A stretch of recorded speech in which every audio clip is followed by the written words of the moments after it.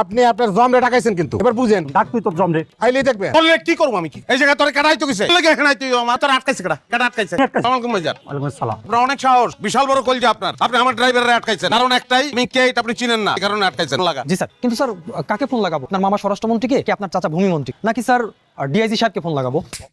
এই খারাপ খারাপ অমিতাভ বচ্চন তুই কোন মনে গা করোড়পতি মারাস তুই আমার লোকে না অপশন দাস তুই আমারে। সরি স্যার, স্বরাষ্ট্র ফোন লাগা। আমি এটাই বাবলে চটকানা খালি গিলিগা। ভাইজান আপনার আমি স্পিকারে দে, আপনার আমি খেয়ে ফেলাবো, এটা আপনি দেখবেন। আসসালামু আলাইকুম মামা। ভাগ্নে, আমি তো সচিবদের সাথে মিটিং করছি। সচিবের লগে মিটিং গুল্লি মারেন মামা, আপনার ভাইগনারে একজন অপমান করছে। কার এত বড় সাহস আমার ভাগ্যের অপমান করে? শুধু নামটা বল, আমি তার জীবনটা হারাম করে ফেলাবো। ভাইজান আপনার নামটা একটু বলেন। আমি আবার কখন আপনাকে অপমান করব? নাম কত? নাম কত? সোহান। মামা তার নাম সোহান মামা। তুই খালি ওই তার ঠিকানাটা পাঠা, আমি এখনই ফোর্স পাঠাবো। আমি তার জেল চাই না, বরবাদি চাই। গাড়ির শোরুমে জায়গা থাকবো না। আমি গ্রামে খালেকরে ফোন দেবো, খালে কাইসা এই জায়গায় চাষ করে শস্য লাগাইবো। আমি দেখতে চাই মামা। ওর শোরুমের প্রত্যেকটা গাড়ি আমি চুরির গাড়ি হিসেবে দেখাইয়া কিছু আমি চিজ করবো এবং তারপরে আমি তারে জেলে ঢুকাবো। 9 মাসের কাহিনী হইলে আবার চলবো না, মিনিমাম 10 বছর চিন্তা ভাবনা করে কথা কইেন, নাইলে আমার মুখ আমি আপনারা দেখাবো না। আরে এটা তুই কি বলছিস? তুই তো আমার একমাত্র আপন ভাগ্নে। তোরে না দেখলে আমি কেমনে থাকুম কা? তুই শুধু ঠিকানাটা পাঠাইয়া ওইখানে ঠিক 10 মিনিট খারাপ। আমি বুলডোজার সহ এখানে ফোর্স পাঠাচ্ছি। ওর শোরুম আজকের মধ্যে সব ক্লোজ হয়ে যাবে। তুই কোনো চিন্তা করিস না ভাগ্নে, তুই কোনো চিন্তা করিস না। মামা থ্যাংক ইউ।